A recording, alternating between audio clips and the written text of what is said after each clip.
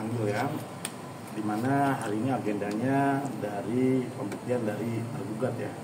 Ada bukti surat dari tergugat kurang lebih ada 20-an bukti yang sudah dilampirkan, dan juga tadi juga ada bukti saksi dari tergugat juga ya yang sudah dihadirkan. Tetapi di minggu depan dari tergugat ini katanya ingin menambah saksi satu lagi ya.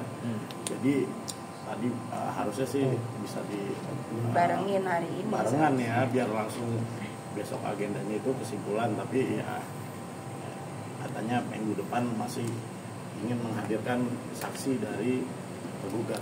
Karena saksinya di luar kota, jadi harus lewat pengadilan agama luar kota juga. Untuk agenda itu ya, agenda saksinya bisa diinformasikan sih soal apa aja?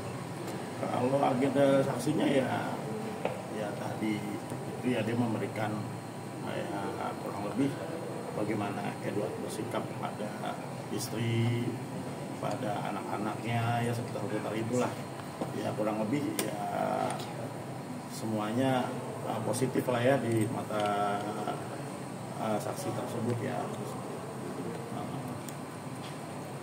Hakim mungkin dari pernyataan saksi Hakim sendiri seperti apa mungkin?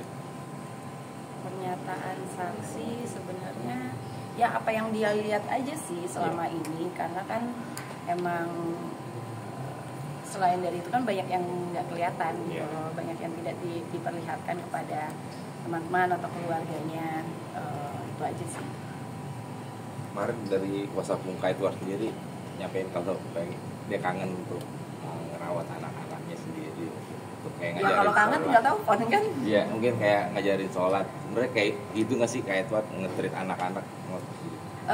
Ngajarin sholatnya iya ada, dan aku pun sampai sekarang, aku dan mamaku pun juga kita masih ngajarin sholat. Terus kayak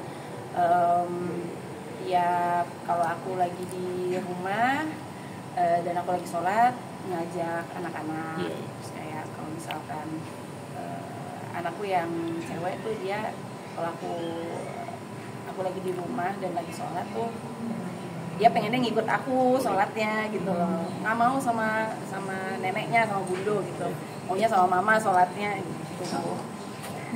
Iya kan? Kenapa bundo?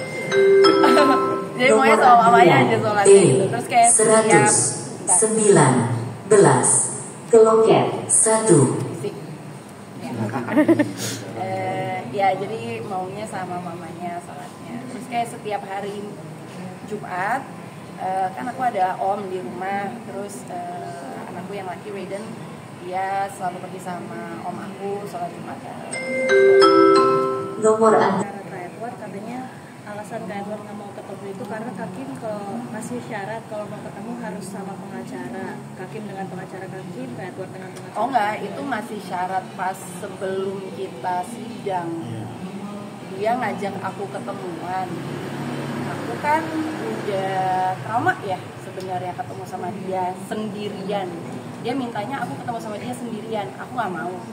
Aku bilang kalau mau ketemuan, oke, ayo boleh ketemuan sebelum sidang gitu loh, supaya kita nggak ada semua ini gitu loh. Kita nggak usah buka-bukaan aib lah, nggak usah saling menjelekkan segala macam. Kita ngobrol, oke, ayo gitu. Kita dateng, aku sama Bang Maci udah dateng di tempat, dianya nggak dateng akhirnya. Oh berarti udah sempet buat janjian ketemu gitu ya? Udah. Tapi setelah itu lama-kelamaan kan udah melewati semua proses ini, semua sidang.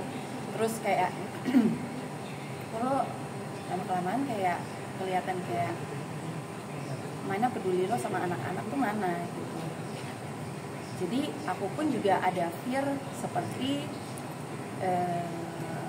Atta Larisha dan Tania Marwa.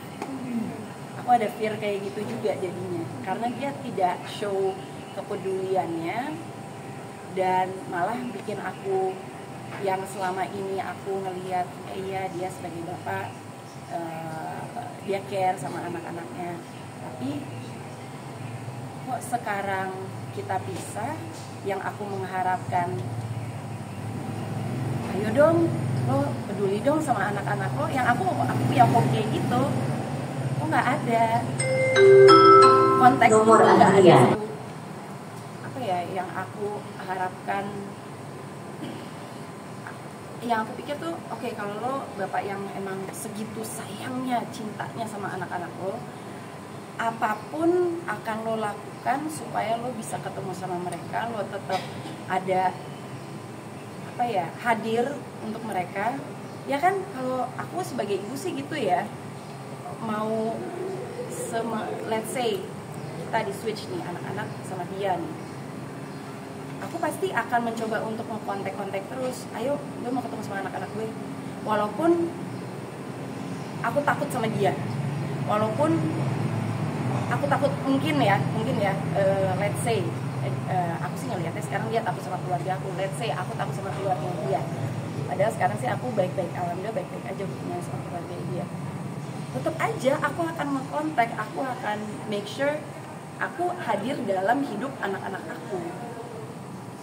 Tapi seandainya kalau sekarang Edward mau ketemu cuma berempat dengan Kakim dan kedua anak gimana? Nggak mau, takut lah, kayak Sania Marwa sama Atta Larik. Berarti Kakim tetap kalau mau ketemu harus dengan keluarga atau Harus ada keluarga. Dia datang ke rumah aku sendirian doang, nggak boleh bawa orang lain. Dan ada orang yang ngeliatin kita. Semua harus make sure semua safe. Kenapa sampai setrauma itu sih?